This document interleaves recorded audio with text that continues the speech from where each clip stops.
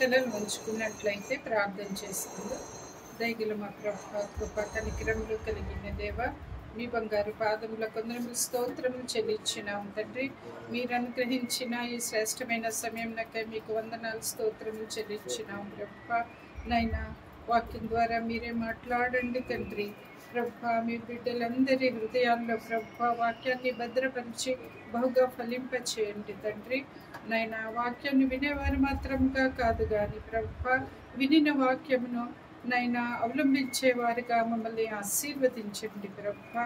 నా నోటి మాటలు, నా హృదయ ధ్యానము మీ దృష్టికి అంగీకారమైనట్లు చేయమని మా ప్రభువును ప్రియరక్షకుడైన యేసుక్రీస్తు నామమున బ్రతిమాలు వేడుకొని ప్రార్థన చేస్తున్నాం తండ్రి.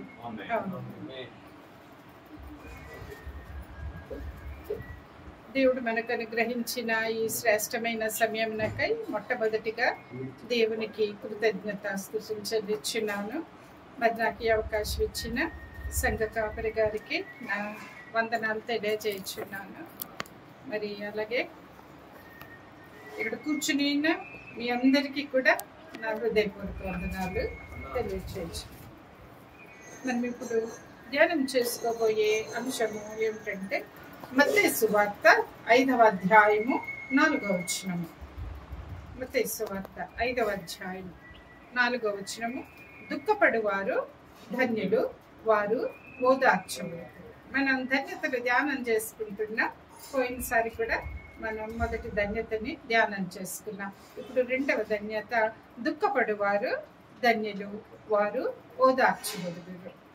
మనం దేవుని యేసయ్య మాటలు మనం చూస్తే చాలా ఆశ్చర్యం అనిపిస్తుంది. మనం చాలాసార్లు చెప్పుకుంటూ ఉంటాం. ఏంటంటే లోకానికి ఆపోజిట్ గా చెప్తూ ఉంటారు ప్రభు కదా. ప్రభు చెప్పిన మాటలు లోకంలో ఉన్న ప్రాక్టీస్ కి ఆపోజిట్ గా ఉంటాయి. ఎందుకంటే ఆయన ఆశ్చర్యకరుడు కాబట్టి మరి అలా అంత ఆపోజిట్ గా మార్చేయగలడు దేన్నైనా సరే. ఎడారిని ఏదైనా తోటలాగా మార్చేయగలడు. అలాంటి దేవుడు కాబట్టి ఆయన చెప్పే మాటలు కూడా అలాగే ఉంటాయి. ఉదాహరణకి మరి మత్తయి సువార్త 11వ అధ్యాయం 28వ వచనంలో నా భారము తేలిక అంటాడు. భారం ఎలా తేలిక అవుతుంది? ఒకదాన్నే భారాన్ని తేలిక అని మనం అనగలమా? కానీ ఆయన చేస్తాడు. భారాన్ని తేలికగా చేసే దేవుడు. అందుకే ఆయన చెప్పే అన్ని కూడా అలాగే ఆశ్చర్యకరంగా ఉంటాయి. మరి ఇక్కడ కూడా మనం అదే చూడొచ్చు. యేసయ్య పరిచర్య మొదట్లో బోధించిన అంశము దుఃఖపడు వారు ధన్యులు. ధన్యులు అంటే ఒక సంతోషకరమైన స్థితి అని మనం చెప్పుకున్నాం కదా. ఒక అద్భుతమైన సంతోషకరమైన స్థితి ఆత్మలోంచి వస్తుంది. ఆ సంతోషము దాన్ని ఎవరు కూడా ముట్టలేరు. బయట పరిస్థితుల మీద ఆధారపడే సంతోషము కాదది.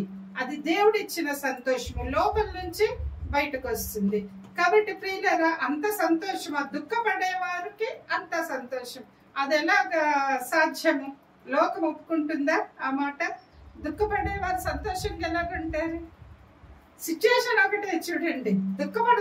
దుఃఖపడే వాళ్ళట సంతోషం అంట అది. కానీ అది సత్యం.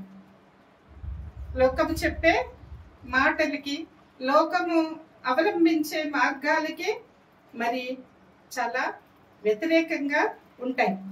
ప్రభు చెప్పిన మాటలు, ప్రభు చూపించిన మార్గము కూడా. మరి దుఃఖపడేవారు ధన్యులు. అవును, దుఃఖపడేవారు ధన్యులు.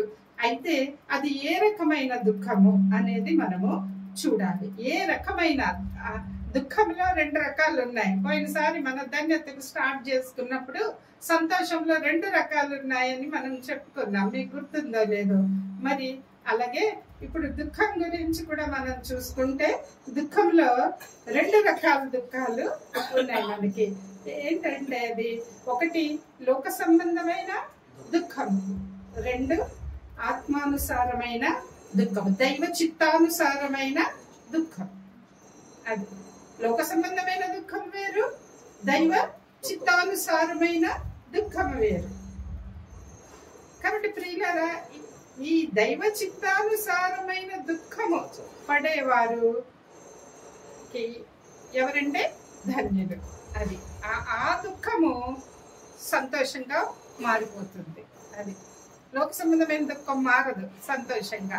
కేవలము దైవ చిత్తానుసారమైన దుఃఖమే సంతోషంగా మారుతుంది. మరి రెండింటికి తేడాలేంటి? లోక సంబంధమైన దుఃఖానికి దైవ చిత్తానుసారమైన దుఃఖానికి అంటే, మరి ఈ లోక సంబంధమైన దుఃఖం ఏంటి? మనం బాధపడుతూ ఉంటాం కదా, దేనికైనా. దేనిని బట్టి బాధపడతాం?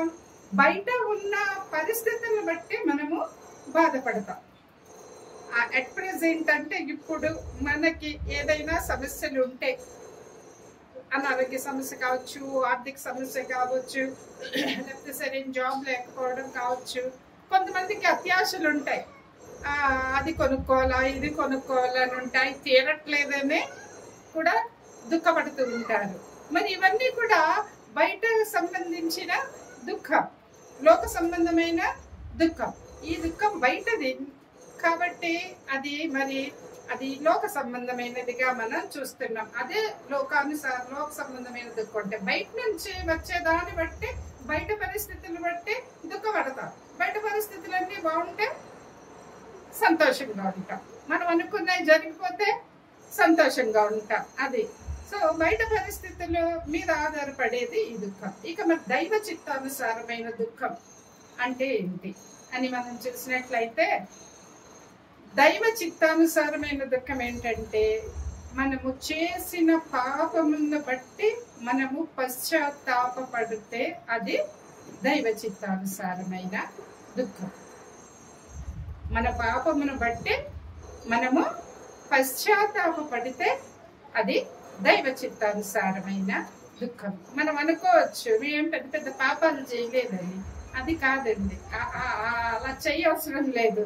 మనం రక్షణ లేకుండా మన దేవుని పరిశుద్ధతతో మన స్థితిని, ఆత్మస్థితిని కంపేర్ చేసుకుంటే మనము పాపులము. మనం పాపం చేయలేదని యోహాను పత్రికలో రాసి ఉంటది. పాపం చేయలేదని ఎవరన్నా అనుకుంటే వారిని వారు మోసం చేసుకున్నట్టంట వాక్యం సెలవిస్తుంది. కాబట్టి మన పాపాలని విషయమై మనం దుఃఖపడి దేవుని దగ్గర ఒప్పుకొని విడిచిపెడితే, ఆయనందుని విశ్వాసము ద్వారా పాపంలో ఒప్పుకొని విడిచిపెడితే, పశ్చాత్తాపడితే అది ఏం దుఃఖం అండి? దైవ చిత్తానుసారమైన దుఃఖము. ఇంగ్లీష్ లో కూడా 2 వర్డ్స్ డిఫరెంట్ గా యూజ్ చేస్తారు. ఏంటంటే లోక సంబంధమైన దుఃఖానికి ఏమో సారో అనొచ్చు. ఏంటి అంత సారోఫుల్ గా ఉన్నాం అని అంటారు కదా, అంటే మన పరిస్థితులను బట్టి వచ్చే దుఃఖం అనమాట. మరి దైవ చిత్తానుసారమైన దుఃఖం అంటే ఏంటంటే రిపెంటెన్స్ అన్న వర్డ్ మనము యూజ్ చేస్తాం. రిపెంటెన్స్, పశ్చాత్తాపడ్డం. మనం దేవుని పాదాల దగ్గర పశ్చాత్తాపడినప్పుడు కన్నీరు కార్చకుండా పశ్చాత్తాపడడం అనేది జరగదండి. కన్నీరు కార్చి దేవుని దగ్గర మన పాపాలు ఒప్పుకుంటాం, అదే పశ్చాత్తాపం, రిపెంటెన్స్. రిపెంటెన్స్ దైవ చిత్తానుసారమైన దుఃఖం. అది ఈ రెండింటికి కూడా తేడా. ఇంకా ఈ రెండింటిలో తేడాలు మనం ఇంకా కొంచెం 2-3 చూడొచ్చు. ఏంటంటే ఈ లోక సంబంధమైన దుఃఖము, ఆ దుఃఖం దుఃఖంలాగే ఉంటుంది కానీ మరి తిరిగి సంతోషంగా మారడం అనేది ఉండదు. ఈ దుఃఖపడే వాళ్ళు చూడండి, లోక సంబంధమైన విషయాలతోటి ఎప్పుడూ ఏదో ఒకటి దుఃఖపడుతూనే ఉంటారు. ఏదైనా కావాలనుకున్నారు అనుకోండి, అది దొరికాక ఇంకేదో కావాలనుకుంటారు, మళ్ళా అది కావాలని మళ్ళా దుఃఖం. లేకపోతే ఈ బాధ ఉంది, ఎప్పుడు చూసినా ఒకటే బాధలు అలా ఉంటాయి. మరి లోక బయట సంబంధమైన విషయాల్లో ఆ దుఃఖం అలాగే ఉంటుంది, అది సంతోషంగా మారడం అనేది ఉండదు. కానీ పశ్చాత్తాపడినప్పుడు, మనం దైవ చిత్తానుసారమైన దుఃఖపడినప్పుడు ఆ దుఃఖం ఎలా మారుతుందండి? ఎలా మారుతుంది? సంతోషంగా మారుతుంది. మనం చూద్దాం కొన్ని ఉదాహరణల వాక్యంలో నుంచే మనము చూద్దాం. మనం ఎప్పుడైతే పశ్చాత్తాపడతామో మరి ఆ దుఃఖము ద్వారా మనం ఏం పొందుకుంటామండి? సంతోషాన్ని పొందుకుంటాం. అవునా కదా? ఇక్కడ రక్షణ పొందిన వాళ్ళందరికీ కూడా అది అనుభవం కదండి, అనుభవం కదా. మనం ఎప్పుడైతే మారు మనస్సు పొందుకున్నామో అప్పుడే మనం అనుభవించాం దేవునిలో ఉన్న ఆనందాన్ని. అందుకనే దుఃఖపడువారు ధన్యులు, వారు ఓదార్చబడుదురు అన్నారు. దుఃఖపడువారు ధన్యులు. ఎందుకంటే ఎందుకంటే వారి దుఃఖాన్ని ఎలా మారుస్తానంటున్నాడు దేవుడు? సంతోషంగా మారుస్తానంటున్నాడు. అది ఈ లోక సంబంధమైన దుఃఖానికి, దైవ చిత్తానుసారమైన దుఃఖానికి మరి ఇంకా తేడా చూస్తే ఏంటంటే, ఈ లోక సంబంధమైన దుఃఖం మన జీవితంలో ఎలాంటి మార్పు తీసుకురాదండి. మన జీవితం మారిపోవడం అనేది ఉండదు. చూడండి, మనం కొన్ని సాక్ష్యాలు వింటూ ఉంటాం. ముఖ్యంగా చెరసాలలో ఏదో హత్య చేసి చెరసాలలో శిక్ష అనుభవిస్తున్న ఖైదీల సాక్ష్యం చాలా వింటాం మనం కదా. వాళ్ళు దేవుని తెలుసుకుని దుఃఖించి వారు చేసిన పాపాన్ని బట్టి ఆ పాపాలన్నీ ఒప్పుకుని వారు ఒక మంచి మనిషిగా మారిపోయిన సాక్ష్యాలు మనం చాలా విన్నాం. అంటే వారి జీవితంలో ఒక మార్పు తీసుకొస్తుంది ఆ దుఃఖం. ఆ పశ్చాత్తాపము మన జీవితంలో ఒక మార్పు తీసుకొస్తుంది.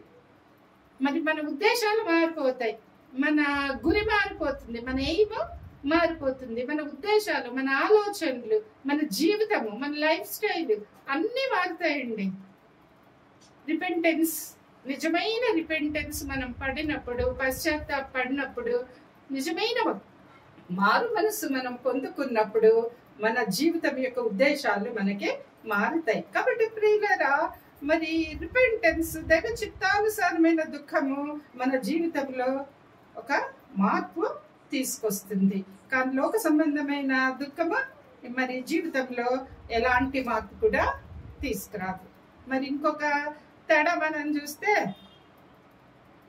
లోక సంబంధమైన దుఃఖము మరణానికి దారి తీస్తుంది.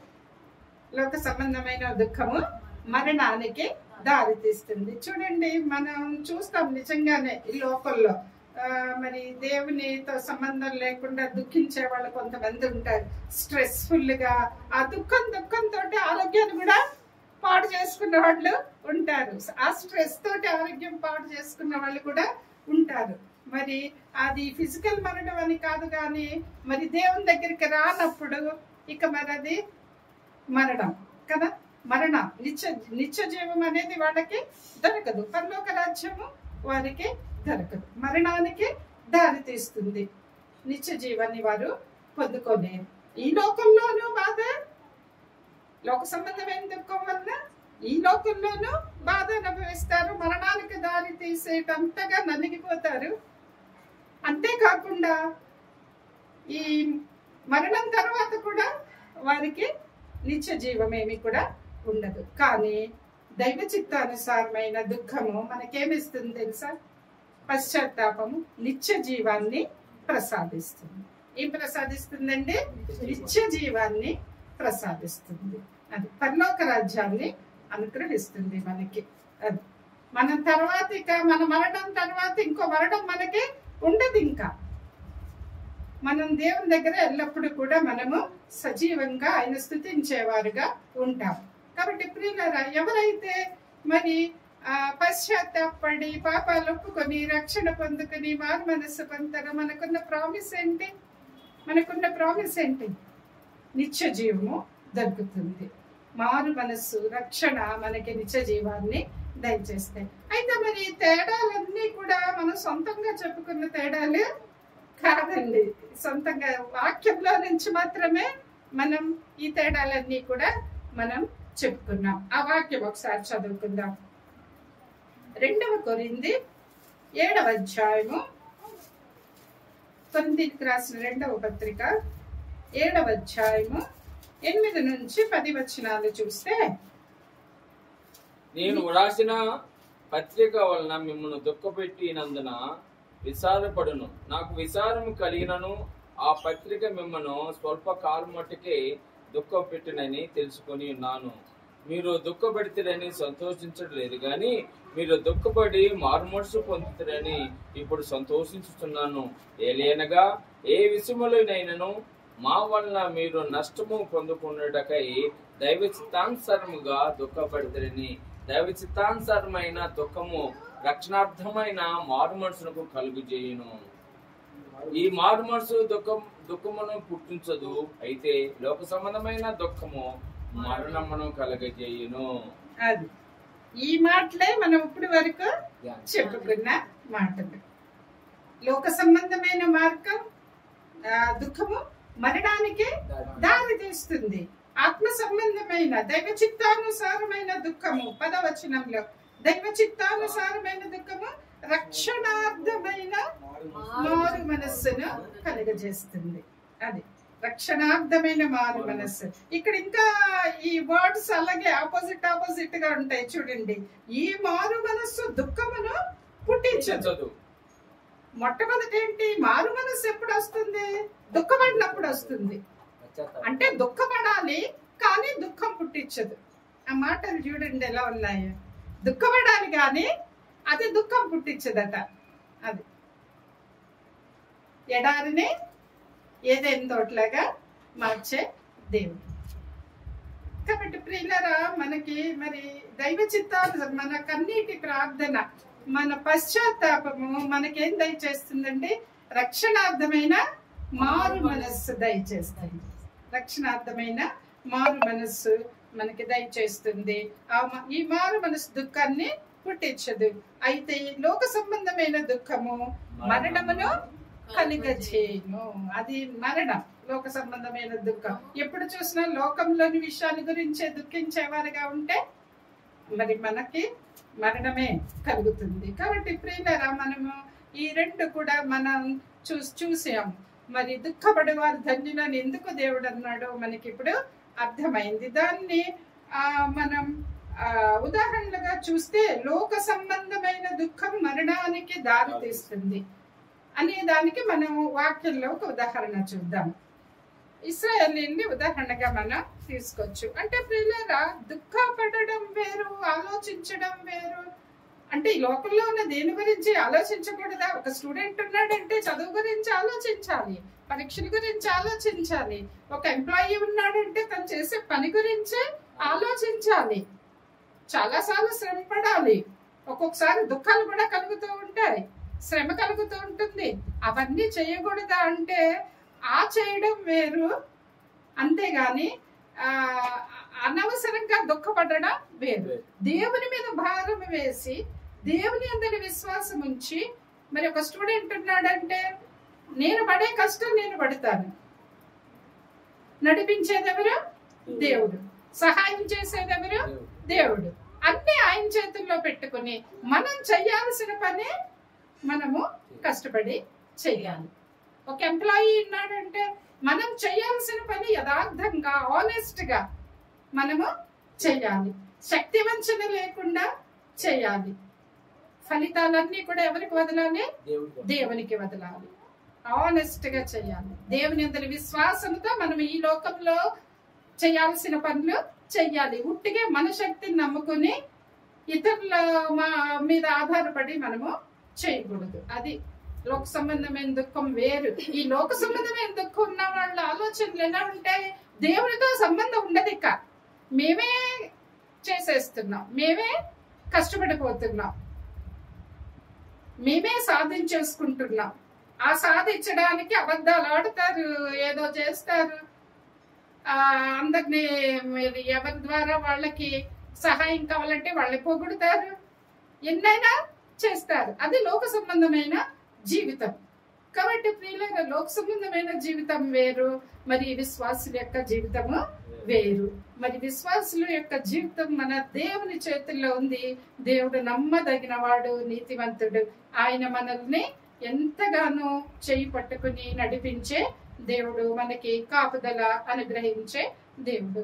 మరి ఈ లోక సంబంధమైన దుఃఖం అంటే మనం బయట నుంచి వచ్చేది అనుకున్నాం కదా. శరీర సంబంధమైన దుఃఖం గురించి మనం ఇశ్రాయేలీయులది ఒక ఉదాహరణ మనం చూద్దాం. వారి అరణ్య ప్రయాణం, ఇశ్రాయేలీయుల యొక్క అరణ్య ప్రయాణం మనకి పెద్ద పెద్ద పాఠాలు నేర్పిస్తుంది కదా.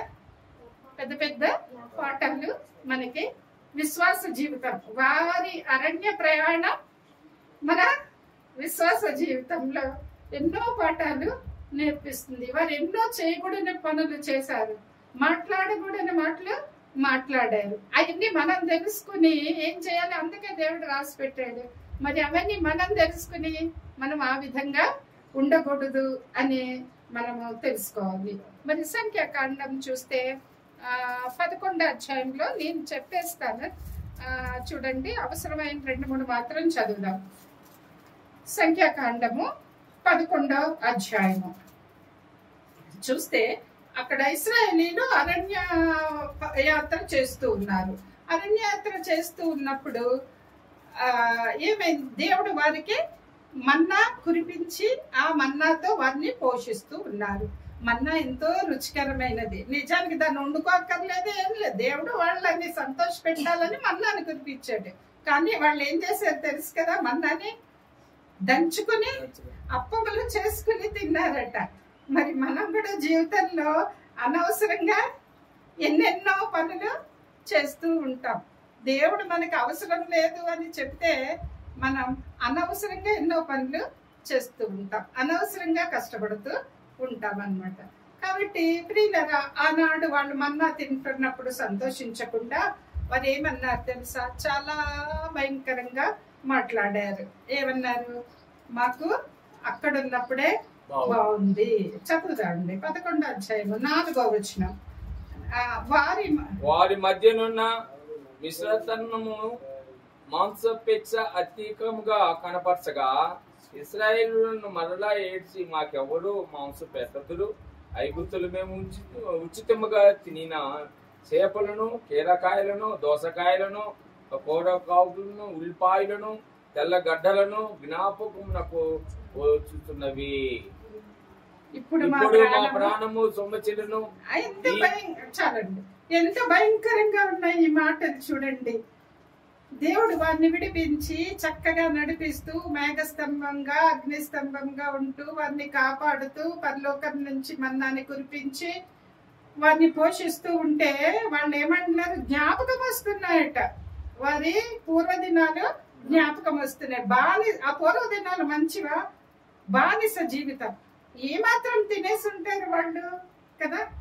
ఏదో కొద్దిగా తినుండొచ్చు, కానీ చాలా బాగా అయితే తినుండకపోవచ్చు కదా. నిజానికి మోషే ఎక్కడి నుంచి వచ్చాడు? అరణ్య ప్రయాణం స్టార్ట్ చేయకముందు మోషే ఎక్కడున్నాడు అంటే స్టార్టింగ్ లో చిన్నతనంలో ఎక్కడున్నాడు? తను ఫస్ట్ 40 years ఎక్కడ పెరిగాడు? అంతఃపురంలో పెరిగాడు. నిజంగా గొప్ప భోజనాన్ని అనుభవించింది ఎవరు? మోషే. మరి ఇశ్రాయేలీలు ఒక బానిసలుగా వారు జీవించారు. ఏమన్నా గుర్తుకొస్తే మోషే గారు గుర్తు కావాలి ఇంకా, కానీ మోషే గారు దానికి అసలు ఇంపార్టెన్స్ ఇవ్వలేదు. మరి తిండికి గాని నీళ్ళకి గాని ఆయన ఎక్కడ ఇంపార్టెన్స్ ఇచ్చినట్లుగా కనపడట్లేదు. ఎందుకు? ఆయనకి తెలుసు దేవుడు నడిపిస్తాడు. విడిపించడానికే ఆయన పిలిచాడు, నడిపిస్తూ ఉన్నాడు. చేర్చడానికే నడిపిస్తూ ఉన్నాడు. అది కనాను చేర్చడానికే నడిపిస్తున్నాడు. కాబట్టి ఆయనకి తెలుసు మనకేం కావాలో ఆయనకి తెలుసు. ఆ గొప్ప విశ్వాసంతో మోషే గారు ఉన్నారు. మరి ఇశ్రాయేలీలు ఎంత భయంకరంగా మాట్లాడారంటే కీరకాయలు అన్ని, దోసకాయలు, ఉల్లిపాయలు, తెల్లగడ్డలు అన్ని కూడా జ్ఞాపకం వస్తున్నాయంట. మాంసం కావాలి మాకు. ఎవరిస్తారు మాకు మాంసం అన్నారు. మన్నాడు ఎవరిచ్చారు? ఓన్లీ రిక్వెస్ట్ గా అడిగితే అది వేరే విషయం, కానీ ఎవరిస్తారు? ఆ మాటలు చూస్తే మనం చాలా బాధ అనిపిస్తుంది. ఇంకా భయంకరమైన మాట మనం చూస్తే 10వ వచనం చూడండి. జనులు 10వ వచనం చూడండి. జనులు తమ కుటుంబములలో ఎవరి గుడారము ద్వారము వద్ద వారు ఏడవగా మోషే వినేను. ఎక్కడ ఏడుస్తున్నారండి? గుడారపు ద్వారం దగ్గర నిలబడి ఏడుస్తున్నారట కుటుంబాలు. మాకు మాంసం కావాలని. అది వినడానికి మనకి చాలా కష్టంగా అనిపిస్తుంది కదా. మరి యెహోవాకి మోషే విన్నాడు, దేవుడు కూడా విన్నాడు. దేవుడు వారితో పాటే ఉన్నాడుగా, దేవుడు కూడా విన్నాడు. యెహోవా కోపము బహుగా రగులుకొనెను. వారు ఏడ్చుట మోషే దృష్టికి చెడ్డదిగా ఉండదు. 13వ వచనం. ఈ సమస్త ప్రజలకు ఇచ్చుటకు మాంసము నాకెక్కడిది? వారు నన్ను చూచి ఏడ్చుచు తినుటకు మాకు మాంసం ఇమ్మని అడుగుచున్నారు అన్న. మన ఈ మాటలన్నీ చూస్తే మనకేం తెలుస్తుందండి? ఇశ్రాయేలీయులు ఎటువంటి దుఃఖం కలిగి ఉన్నారు? లోక సంబంధమైన దుఃఖమా, దైవ చిత్తానుసారమైన దుఃఖమా? లోక సంబంధమైన దుఃఖము. లోక సంబంధమైన దుఃఖంతో వాళ్ళు సణిగారు. ఇప్పుడు చూసినా సణుగుడే, ఇది లేదు అది లేదు, ఎందుకు రప్పించావు, ఇవన్నీ ఇవ్వలేనప్పుడు మమ్మల్ని ఎందుకు రప్పించావు అని సణుగుడే సణుగుడు. లోక సంబంధమైన దుఃఖము. అక్కడ చివరిలో ఒక మాట ఉంటుంది చూడండి, 34వ వచనం. మాంసాపేక్ష గలవారిని జనులు అక్కడ పాతి పెట్టినందున ఆ స్థలమునకు కిబోతు హత్తావా అను పేరు పెట్టబడెను. అంటే దురాశ. ఆ స్థలానికి దురాశ అని పేరు పెట్టారు. మాంసాపేక్ష గల వారిని జనులు అక్కడ పాతి పెట్టారు. అంటే ఏమయ్యారు? ఆ మాంసాపేక్ష కలిగిన ప్రజలు ఏమయ్యారు? మరణించారు. మరి భయంకరంగా తినేశారంట. పళ్ళల్లో ఇంకా ఉండగానే ఇంకా తిన్నారంట. చివరికి ఏమైంది? మరణించారు. ప్రియులారా, లోక సంబంధమైన దుఃఖం దేనికి దారి తీస్తుంది? మరణానికి దారి తీస్తుంది. నిజానికి ఇవన్నీ చేయకుండా వాళ్ళు కీర్తనలు చూడండి, ఎర్ర సముద్రం దాటాక చక్కగా కీర్తన పాడతారు, స్తుతిస్తారు దేవుణ్ణి. అదే స్తుతి కంటిన్యూ చేస్తుంటే ఎలా ఉంటది అని అనిపిస్తూ ఉంటది మనకి కదా. అదే స్థుతిని వాళ్ళు అరణ్య మార్గం అంతా కూడా స్తుతిస్తూనే ఆ విశ్వాసంగా దేవుని అందరి భయభక్తులతో ఉంటే వారు తప్పకుండా కణానికి చేరుకునేవారు. దేవుడు చేసిన వాగ్దాన భూమిని స్వతంత్రించుకునేవారు. కానీ మరి ఇటువంటి లోక సంబంధమైన దుఃఖాల వలన వారు చేరుకోలేకపోయారు. మరి చివరికి వారి పిల్లలు చేరుకున్నారు కానీ వీళ్ళు మాత్రం చేరుకోలేదు. అది ప్రియులారా, అంటే ఆ ప్రయాణాన్ని మన విశ్వాస యాత్రతో అనుకుంటే మరి వాళ్ళు కణాన్ని నిత్యజీవం అనుకుందాం కదా. వాళ్ళు కణాన్ని, ఆ వాగ్దానం కణాన్ దేశాన్ని చేర్చడం, మన నిత్య జీవాన్ని పొందుకోవడం, దేవుని రాజ్యాన్ని చేరుకోవడం. కాబట్టి ప్రియులారా, మనం దేవుని రాజ్యాన్ని చేరుకోవాలంటే మనం ఈ లోకంలో జీవిస్తూ ఉన్నప్పుడు లోక సంబంధమైన దుఃఖము మనకి ఉండకూడదు. దైవ చిత్తానుసారమైన దుఃఖము కలిగి ఉంటే దేవుడు ఆ దుఃఖాన్ని మరి ఎలా మారుస్తాడండి? సంతోషముగా మారుస్తాడు. మరి ఇంకొక మాట మనం చూస్తే అదే వచనంలో ఇందాక మనం కొరింథీ పత్రికలో చదువుకున్నాం. ఆ దైవ చిత్తానుసారమైన దుఃఖము రక్షణార్థమైన వారు మనస్సును కలుగచేయు. ఈ మాట కూడా చదువు. లోక సంబంధమైన దుఃఖం మరణానికి దారి తీస్తుంది. అది ఇశ్రాయేలీయుల ఉదాహరణగా మనం చెప్పుకున్నాం. ఇక్కడ రెండవ మాట ఏంటి? దైవ చిత్తానుసారమైన దుఃఖము రక్షణార్థమైన మారు మనస్సును కలుగజేస్తుంది. దానికి కూడా మనం ఒక ఉదాహరణ తీసుకుంటే లూకాసు వార్త 7వ అధ్యాయము.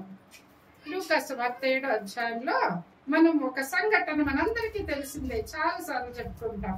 ఆయన ఒక పరిసైన ఇంటిలో భోజనానికి కూర్చున్నప్పుడు ఒక పాపం చేసిన స్త్రీ వచ్చి ఆమె ఆయన ఎదురుగా కూడా రాకుండా మరి ఆయన పాదాల వైపు వెళ్ళి మరి కన్నీటితో పాదాలని కడిగి అత్తరు పూసి తల వెంట్రుకలతో తుడిసింది, దుఃఖించింది. ఎంత దుఃఖం అంటే అది ఆ కన్నీళ్లతో కడిగేసినట్టు అయిపోయినాయి అంట, నీళ్లు లాగా. అన్ని కన్నీళ్లు కార్చింది ఆమె.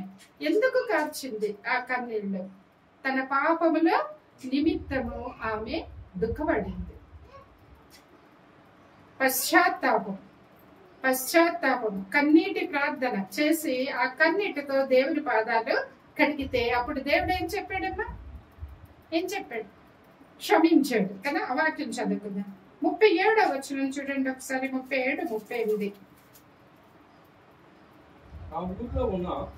ఆ ఊరిలో ఉన్న పాపాత్మురాలైన ఒక స్త్రీ యేసు పరిసయ్యుని ఇంట భోజనమునకు కూర్చున్నాడని తెలుసుకుని ఒక గుడ్డిలో అత్తను తీసుకుని వచ్చి వెనుక తట్టు ఆయన పాదం మీద నిలువబడి ఏడ్చుచు కన్నీళ్లతో ఆయన పాదములను తడిపి తన తల వెంట్రుకలతో తుడిచి ఆయన పాదములను ముద్దు పెట్టుకొని ఆ అత్తరు వాటికి పూసెను.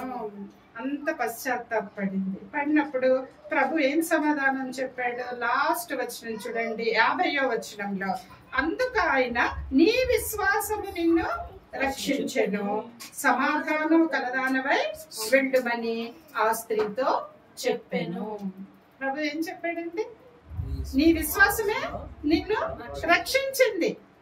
ఆ రక్షణతో పాటు ఆమె దేవుడు యేసయ్య ఆమెకి ఏమిచ్చాడు? సమాధానాన్ని ఇచ్చాడు. Peace is the blessed result of salvation. చాలా సార్లు మనం అనుకుంటూ ఉంటాం కదా, రక్షణ పొందే వారికి దేవుడు ఇచ్చిన బహుమానం ఏంటి? సమాధానం.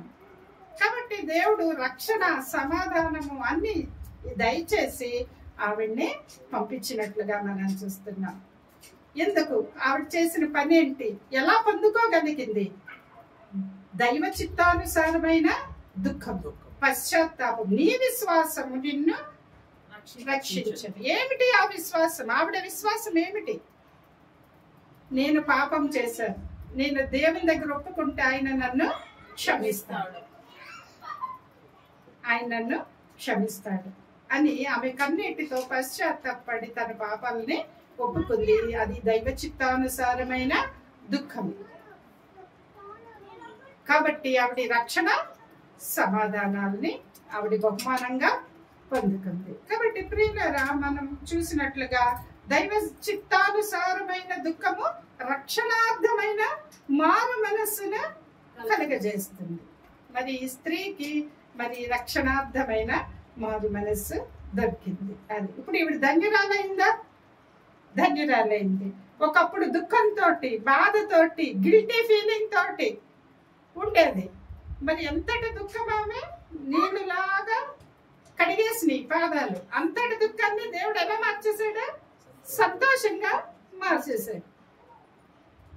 అది ఇప్పుడు దుఃఖపడేవారు ధన్యులు ఎలాగయ్యారు అనే విషయం మనకి అర్థమైంది. ఎటువంటి దుఃఖం పడితే మనం ధన్యులం అవుతాం, ఎటువంటి దుఃఖం పడితే మనము ధన్యులు అవుతాం. మరి దాన్ని ఇంకా ఎన్నో మనం చూడొచ్చు. మరి కాబట్టి ప్రియులారా, దుఃఖపడేవారు ధన్యులు. ఇంకొక చిన్న ఉదాహరణ మనం జ్ఞాపకం చేసుకుందాం. నీనెవే ప్రజలు గుర్తుందా? యోనా గ్రంథంలో నీనెవే ప్రజలు, మరి వారు ఏం చేశారు? 3వ అధ్యాయము, యోనా 3వ అధ్యాయము 5-6 వచనాలు. నీనెవే పట్టణము వారు దేవుని యందు విశ్వాసం ఉంచి ఉపవాస దినము చాటించి ఘనులేమి అల్పులేమి అందరూ గోనెపట్ట కట్టుకొనిది. ఆ సంగతి నీనెవే రాజునకు వినబడినప్పుడు అతడును తన సింహాసనం మీద నుండి దిగి తన రాజవస్త్రములు తీసివేసి గోనెపట్ట కట్టుకొని బూడిదలో కూర్చుండెను. ఎంత గొప్ప విషయం చూడండి, ఎంత గొప్ప విషయం. నీనెవే ప్రజలు అన్యులండి, వారు యూదులు కూడా కాదు. దేవుని యూదులు ఇంకా దేవుని ఆశ్చర్యకార్యాలు ఎన్నో చూశారు, వీరు అన్యజనులు. మరి వారు పశ్చాత్తాపడండి అని చెప్పినప్పుడు వారు బూడిదలో కూర్చుని వారు గోనెపట్ట కట్టుకుని వారు రాజుతో సహా పశ్చాత్తాపడ్డారు, దుఃఖించారు. ఆ దుఃఖం ఏమైంది? వారిని శిక్ష నుంచి తప్పించింది, వారి దుఃఖాన్ని సంతోషంగా మార్చింది. అప్పుడు ప్రభు 10వ వచనం చూద్దాం. ఈ నీనెవే వారు తమ చెడు నడతలను మానుకొనక వారు చేయుచున్న క్రియలను దేవుడు చూచి పశ్చాత్తాపుడై వారికి చేదునని తాను మాట ఇచ్చిన కీడు చేయక మానేశాడు దేవుడు.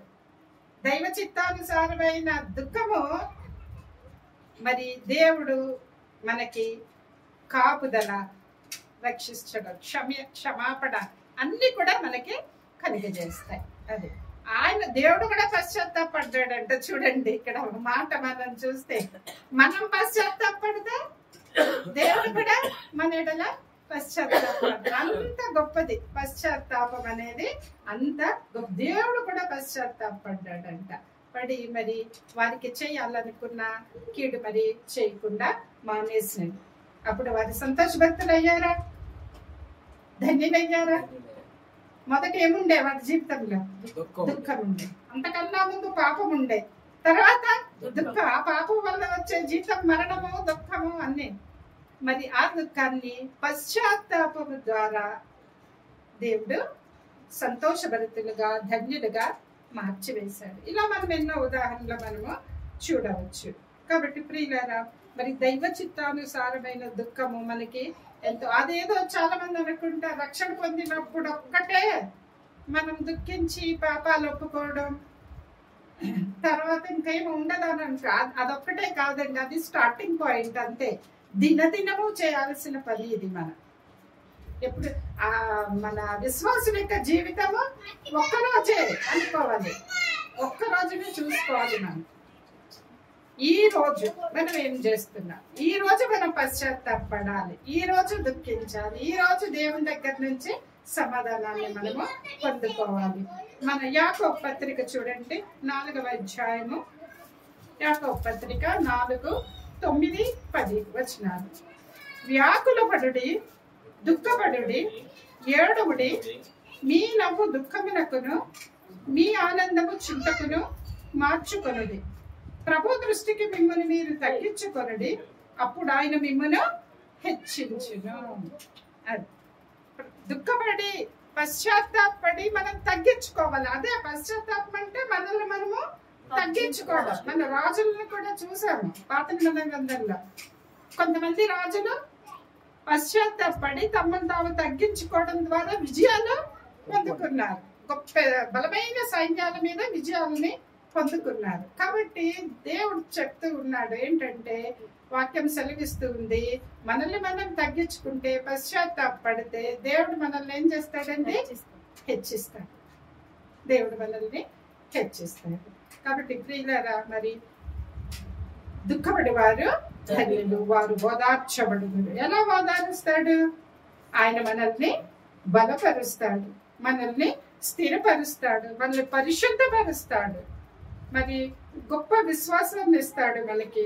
అంతేకాకుండా మన స్వరూపంలోనికి, ఆయన తన స్వరూపంలోనికి మనల్ని మారుస్తాడు, తన స్వరూపంలోనికి మనల్ని మారుస్తాడు. ఎప్పుడైతే మనం ఆయన స్వరూపంలో జీవిస్తామో అప్పుడు మరి మన ఆత్మ సంతోషిస్తుంది. ఎందుకంటే ఆత్మ దేవునిదే కదా, ఆత్మ సంతోషిస్తుంది. అదే ధన్యత అంటే, అదే ధన్యత అంటే. కాబట్టి ప్రియులారా, దైవ చిత్తానుసారమైన దుఃఖము మారు మనస్సును కలుగజేస్తుంది. మారు మనస్సు రక్షణను దయచేస్తుంది, రక్షణ నిత్య జీవాన్ని దయచేస్తుంది. చివరిగా ఒక్క వాక్యం చదువుకుని ముగించుకుందాం. యెషయా గ్రంథము 61:3.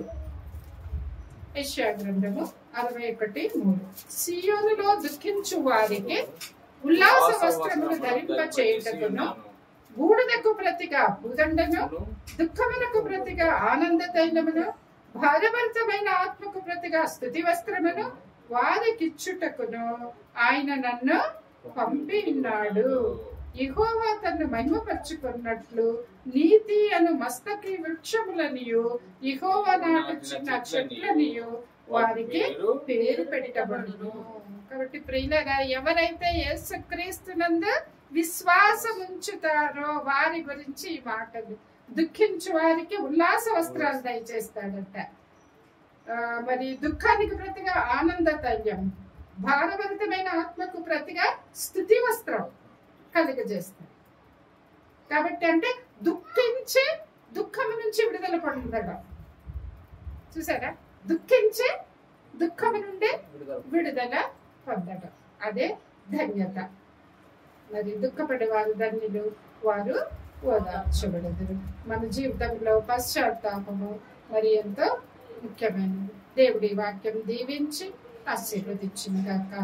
అవును, తలను వంచుకున్నట్లయితే చిన్న ప్రార్థన చేసి. దయగల మా కృప కనికరములు కలిగిన దేవ, మీ బంగారు